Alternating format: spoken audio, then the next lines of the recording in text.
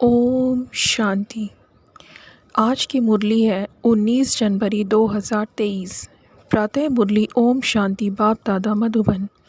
मीठे बच्चे, साकार शरीर को याद करना भी भूत अभिमानी बनना है, क्योंकि शरीर 5 भूतों का है।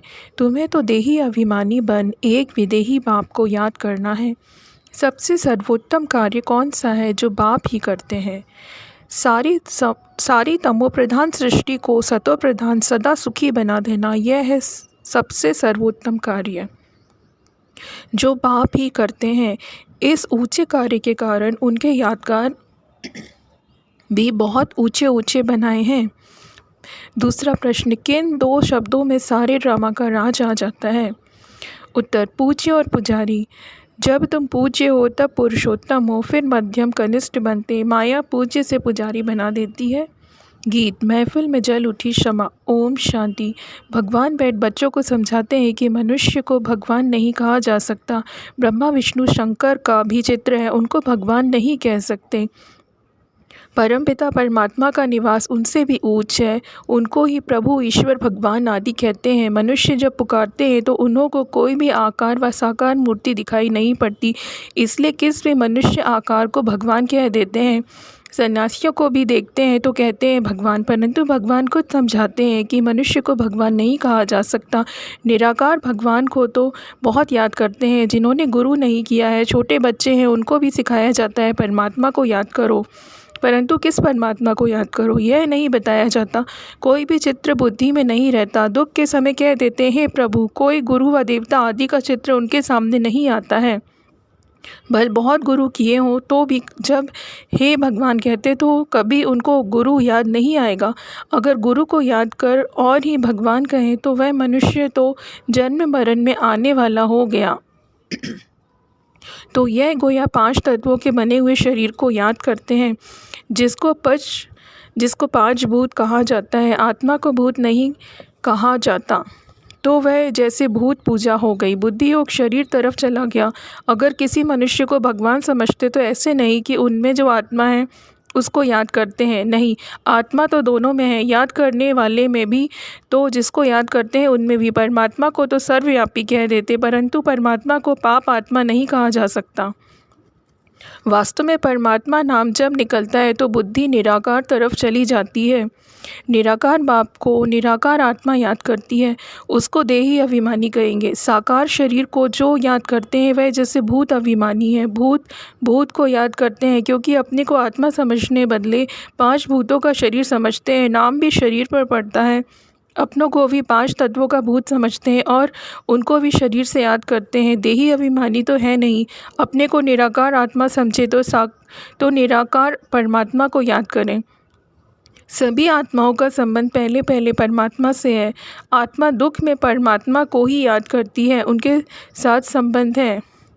वह आत्माओं को सभी दुखों से छुड़ाते हैं, उनको क्षमा भी कहते हैं। कोई भक्ति आदि की तो बात नहीं, वह तो परम पिता परमात्मा है। क्षमा कहने से मनुष्य फिर ज्योति समझ लेते हैं। यह तो बाप ने खुद समझाया है, मैं परमात्मा हूँ जिसका नाम शिव है। शिव को रुद्र भी कहते हैं। उस निराकार के ही अनेक नाम हैं और कोई के इतने नाम नहीं। ब्रह्मा विष्णु शंकर का एक ही नाम है। जो भी देहधारी हैं उन्हों का एक ही नाम है। एक ईश्वर को ही अनेक नाम दिए जाते हैं, उनकी महिमा अपरंपार है। मनुष्य का एक नाम फिक्स है। अब तुम मरजीवा बने हो तो तुम्हारे पर दूसरा नाम रखा गया है जिससे पुराना सब भूल जाएं। तुम परमपिता परमात्मा के आगे जीते जी मरते हो, तो यह है मरजीवा जन्म। तो ज़रूर माता पिता पास जन्म लिया जाता है। यह गुही बातें बाप बैठ तुमको समझाते हैं। दुनिया तो शिव को जानती नहीं, ब्रह्मा विष्णु शंकर को जानती है। ब्रह्मा का दिन ब्रह्मा की रात भी कहते हैं, यह भी सिर्फ सुना है ब्रह्मा द्वारा स्थापना, परंतु कैसे यह नहीं जानते जब क्रिएटर तो ज़रूर नया धर्म नई दुनिया रचेगा। ब्रह्मा द्वारा ब्राह्मण कुल ही रचेगा। तुम ब्राह्मण ब्रह्मा को नहीं परम पिता परमात्मा को याद करते हो, क्योंकि ब्रह्मा द्वारा तुम उनके बने हो। बाहर वाले देह अभिमानी ब्राह्मण ऐसे अपने को ब्रह्मा के बच्चे शिव के पौत्र नहीं कहेंगे। शिव बाबा जिसकी जयंती भी मनाते हैं, परंतु उनको ना जानने कारण उनका कदर नहीं है। उनके मंदिर में जाते हैं, समझते हैं यह ब्रह्मा विष्णु शंकर व लक्ष्मी नारायण तो नहीं है।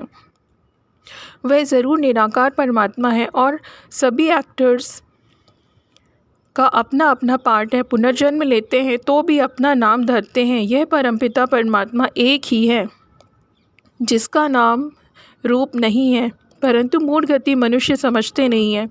परमात्मा का यादगार तो है तो ज़रूर वह आया होगा, स्वर्ग रचा होगा, नहीं तो स्वर्ग कौन रचेगा। अब फिर आकर वह रुद्र ज्ञान यज्ञ रचा है। इसको यज्ञ कहा जाता है क्योंकि इसमें स्वाहा होना होता है। यज्ञ तो बहुत मनुष्य रचते हैं, वह तो सब है भक्ति मार्ग के स्थूल यज्ञ। यह परमपिता परमात्मा स्वयं आकर यज्ञ रचते हैं, बच्चों को पढ़ाते हैं। यज्ञ जब रचते हैं तो उसमें भी ब्राह्मण लोग शास्त्र कथाएं आदि सुनाते हैं।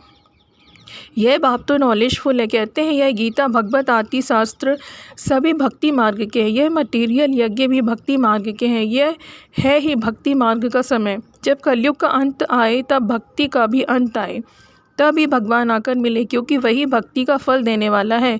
उनको ज्ञान सूर्य कहा जाता है। ज्ञान चंद्रमा, ज्ञान सूर्य और ज्ञान लकी सितारे। अच्छा, ज्ञान सूर्य तो है बाप, फिर माता चाहिए ज्ञान चंद्रमा। तो जिस तन में प्रवेश किया है वह हो गई ज्ञान चंद्रमा माता, और बाकी सब है बच्चे लकी सितारे। इस हिसाब से जगदम्बा भी लकी स्टार हो गई, क्योंकि बच्चे ठहरे ना।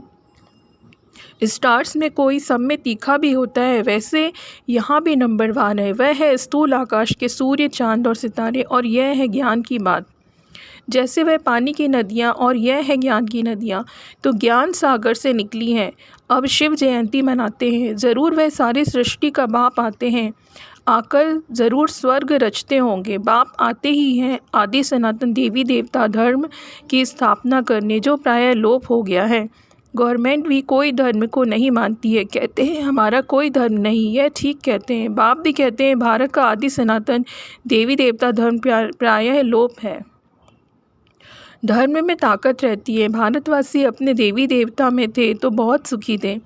वर्ल्ड ऑलमाइटी अथॉरिटी राज्य था, पुरुषोत्तम राज्य करते थे। श्री लक्ष्मी नारायण को ही पुरुषोत्तम कहा जाता है।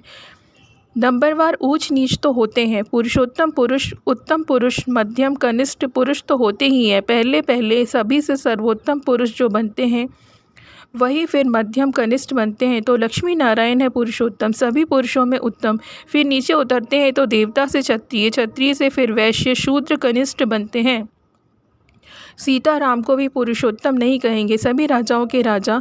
सर्वोत्तम सतो प्रधान पुरुषोत्तम है लक्ष्मी नारायण। यह सब बातें तुम्हारी बुद्धि में बैठी हैं। कैसे यह सृष्टि का चक्र चलता है। पहले पहले उत्तम फिर मध्यम कनिष्ठ बनते हैं। इस समय तो सारी दुनिया तमो प्रधान है, यह बाप समझाते हैं। जिसकी अब जयंती मनाएंगे, तुम बता सकते हो कि आज से 5000 वर्ष पहले परमपिता परमात्मा शिव पधारे थे, नहीं तो शिव जयंती क्यों मनाते। परमपिता परमात्मा ज़रूर बच्चों के लिए सौगात ले आएंगे और ज़रूर सर्वोत्तम कार्य करेंगे। सारी तमो प्रधान सृष्टि को सतो प्रधान सदा सुखी बनाते हैं। जितना ऊंच है उतना ऊंच यादगार भी था। और जिस मंदिर को लूट कर ले गए, मनुष्य चढ़ाई करते ही हैं धन के लिए। फॉरेन में भी आए धन के लिए, फॉरेन से भी आए धन के लिए। उस समय भी धन बहुत था, परंतु माया रावण ने भारत को कौड़ी तुल्य बना दिया है। बाप आकर हीरे तुल्य बनाते हैं। ऐसे शिव बाबा को कोई भी नहीं जानते, कह देते सर्वव्यापी है। यह कहना भी भूल है। नैया पार करने वाला सद्गुरु एक है, डुबोने वाले अनेक हैं। सभी विषय सागर में डूबे हुए हैं। तब तो कहते हैं इस असार संसार विषय सागर से उस पार ले चलो जहाँ क्षीर सागर है। गाया भी जाता है कि विष्णु क्षीर सागर में रहते थे। स्वर्ग को क्षीर सागर कहा जाता है। लक्ष्मी नारायण राज्य करते हैं, बाकी ऐसे नहीं। विष्णु वहाँ क्षीर सागर में विश्राम करते हैं। तो लोग तो बड़ा तालाब बनाकर उसके बीच में विष्णु को रखते हैं। विष्णु भी लंबा चौड़ा बनाते हैं। इतने बड़े तो लक्ष्मी नारायण होते नहीं, बहुत बहुत 6 फुट होंगे। पांडवों के भी बहुत बड़े बड़े बुद्ध बनाते हैं। रावण का कितना बड़ा बुद्ध बनाते हैं, बड़ा नाम है तो बड़ा चित्र बनाते हैं। बाबा का नाम भल बड़ा है, परंतु उनका चित्र छोटा है। यह तो समझाने लिए इतना बड़ा रूप दे दिया है। बाप कहते हैं मेरा इतना बड़ा रूप नहीं है। जैसे आत्मा छोटी है, वैसे ही मैं परमात्मा भी स्टार मिसल हूँ। उसको सुप्रीम सोल कहा जाता है। वह है सबसे ऊंच, उसी में सारा ज्ञान भरा हुआ है। उनकी महिमा गाई हुई है। वह मनुष्य सृष्टि का बीज रूप है, ज्ञान का सागर है, चैतन्य आत्मा है, परंतु सुनावे तब जब ऑर्गन्स लेवे, जैसे बच्चा भी छोटे ऑर्गन्स से बात नहीं कर सकता है, बड़ा होता है तो शास्त्र आदि देखने से अगले संस्कारों की स्मृति आ जाती है। तो बाप बैठ बच्चों को समझाते हैं, मैं फिर से 5000 वर्ष बाद तुमको वही राजयोग सिखाने आया हूँ। श्री कृष्ण ने कोई राजयोग नहीं सिखाया है, उन्होंने तो प्रारब्ध भोगी है। 8 जन्म सूर्यवंशी, 12 जन्म चंद्रवंशी, फिर 63 जन्म वैश्य शूद्री वंशी बने। अभी सबका यह अंतिम जन्म है। यह श्री कृष्ण की आत्मा भी सुनती है, तुम भी सुनते हो। यह है संगम युगी ब्राह्मणों का वर्ण। फिर तुम ब्राह्मण से जाकर देवता बनेंगे। ब्राह्मण धर्म, सूर्यवंशी देवता धर्म और चंद्रवंशी क्षत्रिय धर्म, तीनों का स्थापक एक ही परमपिता परमात्मा है। तो तीनों का शास्त्र भी एक होना चाहिए, अलग अलग कोई शास्त्र है नहीं। ब्रह्मा इतना बड़ा सभी का बाप है, प्रजापिता, उनका भी कोई शास्त्र है नहीं। एक गीता में ही भगवानुवाच है, ब्रह्मा भगवानुवाच नहीं है। यह है शिव भगवानुवाच ब्रह्मा द्वारा, जिससे शूद्रों को कन्वर्ट कर ब्राह्मण बनाया जाता है। ब्राह्मण ही देवता, और जो नापास होते हैं वे क्षत्रिय बन जाते हैं। 2 कला कम हो जाती है। कितना अच्छी रीति समझाते हैं। ऊंचते ऊंच है परमपिता परमात्मा, फिर ब्रह्मा विष्णु शंकर, उनको भी पुरुषोत्तम नहीं कहेंगे। जो पुरुषोत्तम बनते हैं वही फिर कनिष्ठ भी बनते हैं। मनुष्यों में सर्वोत्तम है लक्ष्मी नारायण, जिसके मंदिर भी हैं, परंतु उनकी महिमा को कोई जानते नहीं है, सिर्फ पूजा करते रहते हैं। अब तुम पुजारी से पूज्य बन रहे हो, माया फिर पुजारी बना देती है। ड्रामा ऐसे बना हुआ है, जब नाटक पूरा होता है तभी मुझे आना पड़ता है, फिर व्रती होना भी ऑटोमेटिकली बंद हो जाता है। फिर तुम बच्चों को आकर अपना अपना पार्ट रिपीट करना है। यह परमपिता परमात्मा खुद बैठ समझाते हैं, जिसकी जयंती भक्ति मार्ग में मनाते हैं। यह तो मनाते ही रहेंगे। स्वर्ग में तो कोई की भी जयंती नहीं मनाते हैं। श्री कृष्ण राम आदि की भी जयंती नहीं मनाएंगे, वह तो खुद प्रैक्टिकल में होंगे। यह तो होकर गए हैं, तब मनाते हैं। वहाँ वर्ष वर्ष श्री कृष्ण का बर्थडे नहीं मनाएंगे, वहाँ तो सदैव खुशियाँ हैं ही। बर्थडे क्या मनाएंगे? बच्चे का नाम तो माता पिता ही रखते होंगे, गुरु तो वहाँ होता नहीं। वास्तव में इन बातों का ज्ञान और योग से कोई कनेक्शन नहीं है। बाकी वहाँ की रस्म क्या है सो पूछना होता है, या तो बाबा कह देंगे, वहाँ के कायदे जो होंगे वह चल पड़ेंगे। तुमको पूछने की क्या दरकार है? पहले मेहनत कर, अपना पद तो प्राप्त कर लो, लायक तो बनो, फिर पूछना। ड्रामा में कोई ना कोई कायदा होगा। अच्छा, मीठे मीठे सिगिलते बच्चों प्रति माता पिता बाप दादा का याद प्यार और गुड मॉर्निंग। रूहानी बाप की रूहानी बच्चों को नमस्ते, और रूहानी बच्चों के रूहानी बाबा को भी नमस्ते। धारणा के लिए मुख्य सार, अपने को निराकार आत्मा समझ निराकार बाप को याद करना है। किसी भी देहधारी को नहीं, मर्जीवा बन पुरानी जन्मों को बुद्धि से भूल जाना है। दूसरा, बाप के रचे हुए इस रुद्र यज्ञ में संपूर्ण स्वाहा होना है। शूद्रों को ब्राह्मण धर्म में कन्वर्ट करने की सेवा करनी है। वरदान, दिनचर्या की सेटिंग और बाप के साथ द्वारा हर कार्य एक्यूरेट करने वाले विश्व कल्याणकारी भव। दुनिया में जो बड़े आदमी होते हैं उनकी दिनचर्या सेट होती है। कोई भी कार्य एक्यूरेट तब होता है जब दिनचर्या की सेटिंग हो।